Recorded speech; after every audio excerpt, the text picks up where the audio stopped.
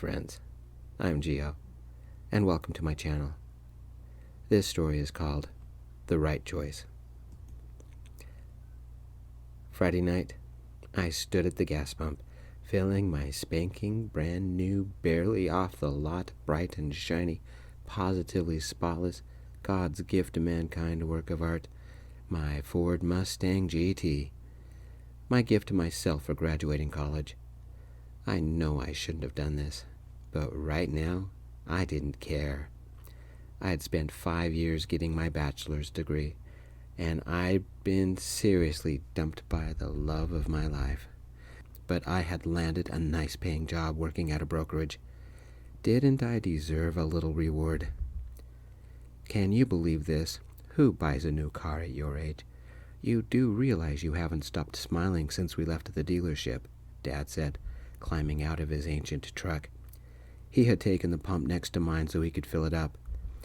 Dad had been my co-signer for my Mustang. Pinch me, I said. Did I actually do this? Don't ask your mom to do that. She will, Dad said. She has nails, so it would hurt, I said. Wish I could stay, but your mother is making her famous roast beef. Do you want to come over? Dad said. I'll be over Sunday. I'm showing off my car to my friends. Tell everybody I said hi, I said. Love you, kiddo, Dad said. We hugged, then Dad went back home, and I drove around a little before heading to my apartment. I had never been so happy. I took my roommate for a ride. My friends came over, and I gave them rides, and we celebrated with gobs of pizza. And we couldn't eat all the spicy hot buffalo wings. We had so many. I'll have heartburn for a week, but it was worth it. Just after my friends all left, and while I was cleaning up, Mom called, crying. I'm at the hospital. Get here quick. Your dad was hit by a drunk driver, Mom said. I rushed over in my new car, my roommate with me. I'm sorry, your father never regained consciousness and passed away 5 minutes ago, the doctor said. Mom held me and cried. This wasn't happening. Dad helped me buy my new car only a few hours ago. And now this? It felt like somebody reached into my chest and pulled my heart out. I never cried like this before, but I couldn't stop. The viewing was Monday night, and Dad lay in the casket looking as if he were about to open his eyes. I couldn't stop staring at him. That was my dad. My heart wouldn't stop hurting. Somebody took my hand and held me as I tried to control the emotions inside me, and failed. It's going to be okay, he whispered. He took me into a quiet room and held me. He cried with me. It was a minute before I looked up. Grayson, my old boyfriend, gently wiped the wetness below my eye. He'd taken a job in St. George 6 months ago and left me. What are you doing here? I said, once the emotion faded. When my parents told me what happened, I couldn't stay away. I had to make sure you were all right, Grayson said, and he held me tight. After the viewing, my family went out to a restaurant, and Grayson came with us. He stayed with me all Tuesday, sleeping on my couch.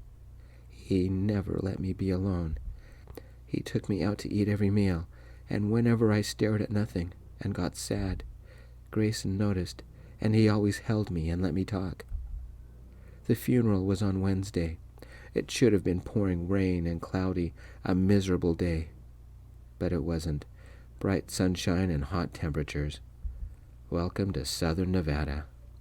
The funeral home provided black umbrellas so we could hold them over us to make a puddle of shade as we stood by the gravesite. Grayson held my hand the entire time, or when things got too difficult for me, he wrapped an arm around my shoulder. After the funeral, we had a wake at my parents' place, and some family friends brought food. Grayson held me when I would have given up and hid somewhere. When everybody had left, Grayson and I took a seat on the old family porch, and he held my hand.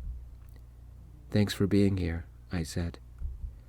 Your dad treated me like one of the family. I'll never forget him, Grayson said. We were quiet a minute, and Mom brought out mint juleps for us. When we were alone, Grayson said, I've done a lot of thinking these last months, and with your dad dying, I realized something. What's that? I said. Grayson paused a moment and held my hand, his fingers intertwined with mine. He didn't look at me when he spoke. Have you ever made the wrong choice for the right reasons, but they turned out to be the wrong reasons? I took a sip of the drink and waited for him to tell me what he meant. I had a choice, take the job or stay with you. I chose the job. Life's too short to live for the job. I made a mistake, Grayson said quietly. I missed you, I said. I never stopped loving you. What I'm saying, can we try again? But this time, I choose you for as long as we both shall live. If you'll have me, Grayson asked, gently caressing my cheek. I nodded and kissed him. The end. Thank you, everybody, for joining me. If you get a moment, please leave a like or subscribe. I'd appreciate it. Thanks. Peace.